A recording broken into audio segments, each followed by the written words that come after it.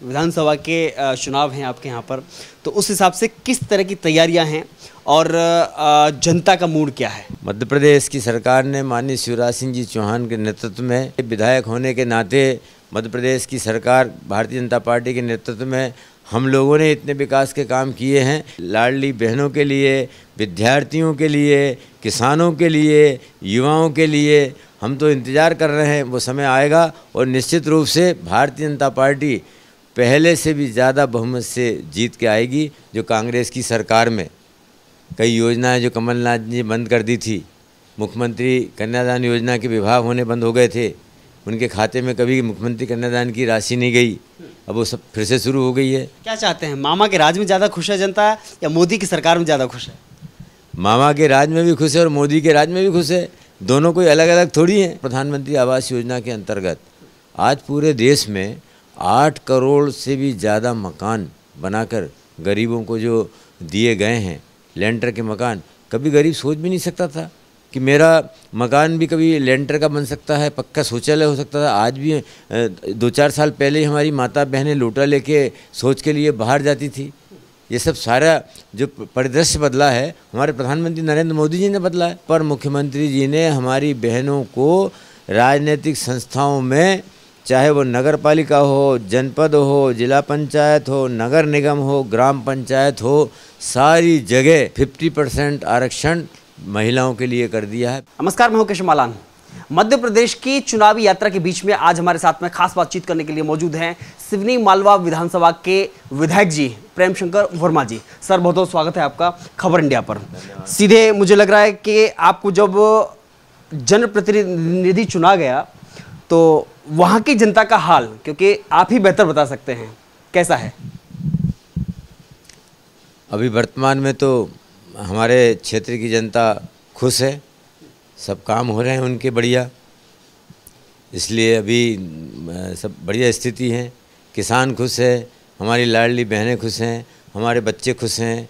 जो कांग्रेस की सरकार में कई योजनाएं जो कमलनाथ जी बंद कर दी थी, मुख्यमंत्री कन्यादान योजना के विवाह होने बंद हो गए थे, उनके खाते में कभी मुख्यमंत्री कन्यादान की राशि नहीं गई, अब वो सब फिर से शुरू हो गई है।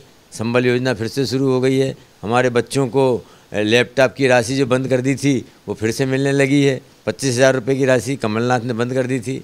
हमारी बेटियों को जो स्कूल में प्रथम आती हैं उनको बाकायदा 1 लाख रुपये की इलेक्ट्रिक वो दी गई, स्कूटी दी गई हमारे माननीय मुख्यमंत्री जी के द्वारा। सब लोग बढ़िया स्थिति में हैं, बढ़िया खुश हैं। सब लोग चाह रहे हैं कि फिर से हमारे माननीय मुख्यमंत्री जी 5वीं बार प्रदेश के मुख्यमंत्री बने। क्या चाहते हैं, मामा के राज में ज़्यादा खुश है जनता या मोदी की सरकार में ज़्यादा खुश है? मामा के राज में भी खुश है और मोदी के राज में भी खुश है, दोनों कोई अलग अलग थोड़ी हैं। क्या देखिए, काम में और नाम में अंतर आ जाता है ना। लोग कहते हैं कि नहीं साहब, मामा काम कर रहे हैं लेकिन मोदी के नाम पर। मोदी जी भी काम कर रहे हैं। अब हम यदि बात करें पूरे भारत में जो काम हो रहे हैं वो ऐसे काम हैं भाई साहब। भारत सरकार के काम प्रदेश में ही हो रहे हैं, मतलब वो तो सब स्टेट में ही है। अब जैसे मान लो प्रधानमंत्री आवास योजना के अंतर्गत आज पूरे देश में 8 करोड़ से भी ज़्यादा मकान बनाकर गरीबों को जो दिए गए हैं, लेंटर के मकान। कभी गरीब सोच भी नहीं सकता था कि मेरा मकान भी कभी लेंटर का बन सकता है, पक्का शौचालय हो सकता था। आज भी 2-4 साल पहले हमारी माता बहनें लोटा लेके शौच के लिए बाहर जाती थी। ये सब सारा जो परिदृश्य बदला है हमारे प्रधानमंत्री नरेंद्र मोदी जी ने बदला है, भारतीय जनता पार्टी की सरकार ने बदला है। उज्ज्वला गैस योजना के अंतर्गत 15 करोड़ से भी ज़्यादा हमारी बहनों को गैस की टंकी और गैस का चूल्हा देने का काम माननीय प्रधानमंत्री जी ने किया। मैं आपको एक उदाहरण देना चाहता हूँ। हमारे सांसद थे सरताज सिंह जी। उस समय गैस कनेक्शन हम जैसे लोगों को नहीं मिलते थे, सांसद कोटे से 2 मिलते थे 1 साल में, तो हम जैसे लोगों को नहीं थे। आज हमारे प्रधानमंत्री जी हमारी बहनों के घर जाके गैस की टंकी और गैस का चूल्हा दे रहे हैं। और अब गैस भराएगी भी अब 450 रुपये में, उसकी राशि भी घटा दी हमारे माननीय मुख्यमंत्री जी ने। कोई समस्या नहीं है। एक मोदी सरकार की एक बहुत बड़ी पहल थी जो कि नल से जल की जो योजना लागू की गई, जिसमें मध्य प्रदेश का एक सबसे ज़्यादा नाम आता है, क्योंकि यहाँ पानी की एक बहुत बड़ी समस्या थी। उसे कहाँ तक आप सफलता के रूप में देखते हैं? माननीय मोदी जी की प्रधानमंत्री जल जीवन मिशन योजना हिंदुस्तान की एक सबसे बड़ी महत्वाकांक्षी योजना है।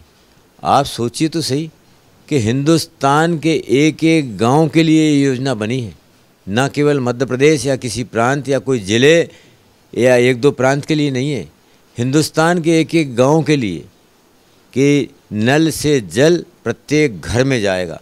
अभी तक ये केवल शहरों के लिए ही इस प्रकार की योजना थी, गांव के लिए तो एक सपना था। हम एक एक हैंड पंप लगवाने के लिए तरस जाते थे, लेकिन माननीय प्रधानमंत्री जी ने हिंदुस्तान के एक एक गांव के लिए ये नल जल योजना स्वीकृत कर दी। आप ज़रा सोच देखिए, हमारे प्रधानमंत्री जी का सोच देखिए। अटल बिहारी वाजपेयी जब प्रधानमंत्री थे भारतीय जनता पार्टी के, तो उन्होंने पूरे हिंदुस्तान में सड़कों का जाल बिछा दिया। प्रधानमंत्री सड़क योजना के अंतर्गत एक एक गांव को पक्की सड़क से जोड़ दिया। यानी दो चार गांव या एक दो स्टेट की योजना नहीं है, ज़रा सोचिए तो, मतलब यानी सड़क से निजात दिला दी, सड़क की समस्या से। और आज हमारे माननीय प्रधानमंत्री जी ने जो जीवन के लिए जल बहुत आवश्यक है कि नहीं, पानी, हवा, ये बहुत ज़रूरी है, तो उस जल की समस्या हमेशा के लिए समाप्त हो जाए, इसलिए उन्होंने एक ऐसी योजना बनाई है, प्रधानमंत्री जल जीवन मिशन योजना, कि हिंदुस्तान के एक एक गांव में नल से जल पहुंचाने जाने का काम किया जाएगा। हमारे मध्य प्रदेश में ही बुरहानपुर तो पूर्ण जिला हो गया, मतलब जल से, वहाँ पे ये योजना पूरे ज़िले में पूरी लग चुकी है, एक एक गाँव में लग चुकी है। मेरे विधानसभा क्षेत्र की मैं बात करूँ तो लगभग कम से कम 25-30 गांव में योजना पूर्ण हो चुकी है, और स्वीकृत तो एक एक गांव की योजना हो गई है। 400 से ज़्यादा गांव की योजना स्वीकृत हो चुकी है। करोड़ों रुपए लग रहा है, और इतनी अच्छी योजना निश्चित रूप से इससे हमारे प्रदेश और देश के जो ग्रामीण अंचल में रहने वाले लोग हैं या शहरी अंचल में, उनको पानी से हमेशा के लिए पानी की समस्या से निजात मिल जाएगी। पानी के लिए उनको कहीं कोई समस्या नहीं आएगी। हम देखते हैं कि जब एक मूलभूत सुविधाओं की बात आती है तो उसमें 3 चीज़ें आती हैं, बिजली, पानी और सड़क। आपने सड़क का भी जिक्र किया, चाहे वो अटल बिहारी के समय में योजना का बात रही हो, चाहे अब भी प्रधानमंत्री सड़क योजना की बात हो, जो गांव का जोड़ने के बात कही गई या किया गया। लेकिन ऐसे में आप बिजली को कहाँ देखते हैं? क्योंकि जहाँ पहले देहात के और शहर में दोनों में अंतर रखा जाता था या फिर विद्युतीकरण नहीं किया जाता था, जिस हिसाब से दीनदयाल उपाध्याय के नाम पर जो योजना लागू की गई, उसमें आप कितना सफलता उसमें देखते हैं? बिजली के मामले में काफ़ी तरक्की हुई है। 2003 के पहले तो हमारे ग्रामीण क्षेत्र में बिजली मुश्किल से 24 घंटे में से 1-2 घंटे ही रहा करती थी, कोई भरोसा नहीं कि कब आ जाए कब चली जाए। लेकिन मध्य प्रदेश में माननीय मुख्यमंत्री शिवराज सिंह जी चौहान मुख्यमंत्री बने, तो उन्होंने बिजली के सुधार के लिए फीडर सेपरेशन का काम स्वीकृत किया, और उसमें खेत की बिजली, सिंचाई की बिजली अलग की, और गांव में जलने वाली गांव की बिजली अलग की। इसका फ़ायदा ये हुआ कि हमको गांव में 24 घंटे बिजली मिलने लगी। नहीं तो पहले खेत की बिजली और गांव की बिजली एक साथ थी, तो खेत की बिजली गोल हुई तो गांव की बिजली भी, गांव में भी अंधेरा हो गया। लेकिन अब गांव में 24 घंटे बिजली मिलती है हमारे गांव में, घरों में, और किसानों को 10 घंटे सिंचाई के लिए रेगुलर बिजली मिलती है। अगर हम बात करें, अक्सर मोदी सरकार भी यही कहती है कि भाई जवान और किसान अगर खुशहाल है तो समझिए देश तरक्की पर है। तो क्या मानते हैं कि आपने खास तौर पर अपने विधानसभा क्षेत्र के किसानों को कौन सी सौगात दी? मेरे विधानसभा क्षेत्र की मैं बात करूं तो मुझे ये कहने में बड़ी खुशी हो रही है, और बड़े गौरवान्वित होकर कह रहा हूँ, बड़े फ़ख्र से कह रहा हूँ कि जैसे मैंने अभी आपको बताया कि अन्न उत्पादन, गेहूँ उत्पादन के मामले में मध्य प्रदेश आज देश का नंबर 1 राज्य बन गया है, और मध्य प्रदेश में अन्न उपजाने के मामले में नर्मदापुरम जिला नंबर 1 पे है। नर्मदापुरम जिला नंबर 1 पे, यहाँ पे तवा डैम से सिंचाई होती है। उसमें रबी में गेहूँ और चना लेते किसान, खरीफ में सोयाबीन और धान की फसल लेते हैं, और गर्मी में मूंग की फसल लेते हैं। 12 महीने 3 फसल लेते हैं यहाँ का किसान। तो आर्थिक रूप से मुझे ये कहने में खुशी है कि मध्य प्रदेश का हिंदुस्तान में सबसे खुशहाल किसान है मेरे ज़िले का नर्मदापुरम का किसान। बात करें महिलाओं की तो लाडली लक्ष्मी योजना की सबसे ज़्यादा चर्चा होती है मध्य प्रदेश के अंदर। कितना आप मानते हैं कि वास्तव में उनको ज़रूरत थी, और उसी पर लोग कटाक्ष करते हैं कि मोदी सरकार या मामा की सरकार रेवड़ियाँ बांटने का काम करती है? हमारी बहनों को यदि किसी मुख्यमंत्री ने आर्थिक रूप से, राजनीतिक रूप से, सामाजिक रूप से सशक्त करने का काम किया है तो इसको रेवड़ी बांटने का काम क्या कहेंगे? क्या बताइए। आपने केवल लाडली बहना की बात की है, लेकिन मैं बताऊं कि लाडली बहना के योजना के पहले भी मध्य प्रदेश पहला राज्य है हिंदुस्तान का जहां पर मुख्यमंत्री जी ने हमारी बहनों को राजनीतिक संस्थाओं में, चाहे वो नगर पालिका हो, जनपद हो, जिला पंचायत हो, नगर निगम हो, ग्राम पंचायत हो, सारी जगह आधा 50% आरक्षण महिलाओं के लिए कर दिया है, बहनों के लिए कर दिया। ये बहुत बड़ी उपलब्धि है। नहीं तो पहले महिलाएं सोच भी नहीं सकती थी कि मैं सरपंच बन सकती हूँ या नगर पालिका की अध्यक्ष बन सकती हूँ या नगर निगम की अध्यक्ष बन सकती हूँ, कभी सोच भी नहीं सकती थी। आज हमारी बहनें, हमारी महिलाएं राजनीतिक रूप से कितनी सक्षम हो गई हैं, अध्यक्ष बन रही हैं। और नौकरियों में आरक्षण, शिक्षा विभाग में तो 50% का आरक्षण किया है, पुलिस जैसे महकमे में 33% का आरक्षण महिलाओं के लिए किया है।